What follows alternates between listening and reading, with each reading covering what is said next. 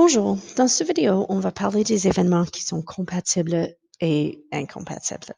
Alors, disons qu'on tire une carte d'un jeu standard de 52 cartes et on définit les événements ci-dessous. L'événement A, c'est qu'on tire une reine. L'événement B, on tire un 6. Et l'événement C, on tire une pique. Quels événements sont compatibles, c'est-à-dire quels événements peuvent arriver en même temps? Well, A et C sont compatibles, par exemple. Parce que si on tire la reine des piques, on a réussi dans l'événement A et dans l'événement C. Alors, il y a une carte qui correspond aux deux. Les deux peuvent arriver en même temps. Je peux tirer une carte qui est en même moment une reine et un pique.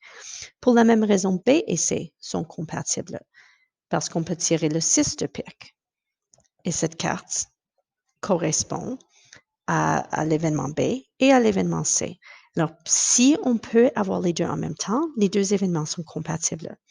Par contre, A et B sont incompatibles.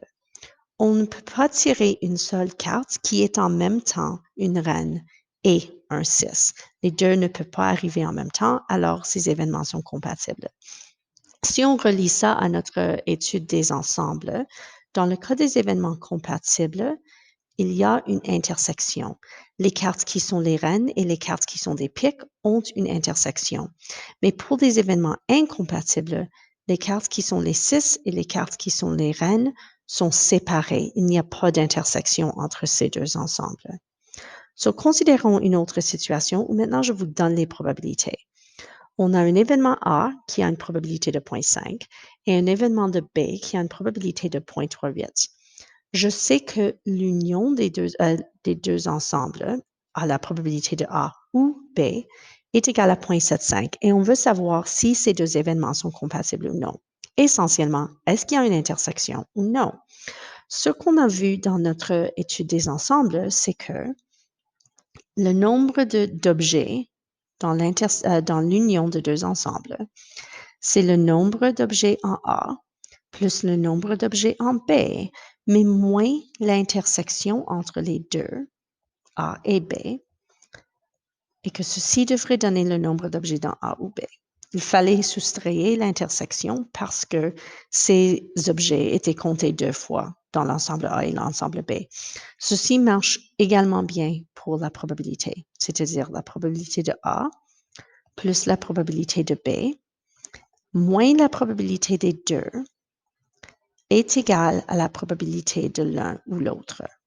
Alors, dans ce cas, je peux trouver l'intersection parce que la somme de la probabilité de A et de B, moins l'intersection, whatever it ends up being, devrait me donner la probabilité de A ou B.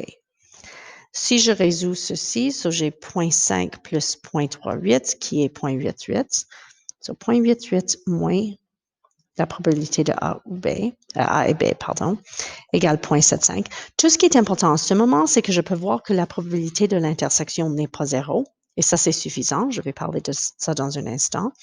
Mais si je réarrange un peu, je trouve que la probabilité de A et B est égale à 0,88 moins 0,75, qui est 0,13.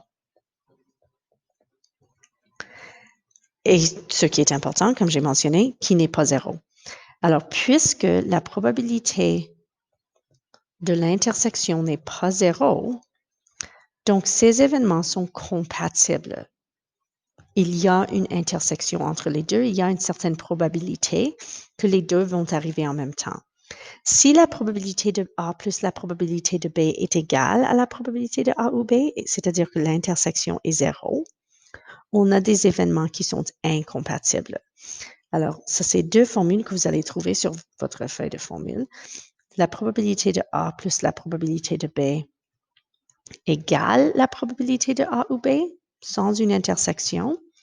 Ce sont des événements incompatibles. Parce que dans ce cas, ça veut dire que l'intersection égale 0. Mais normalement, pour des événements qui sont compatibles, vous avez la formule que la probabilité de A plus la probabilité de B moins la probabilité de A et B égale la probabilité de A ou B.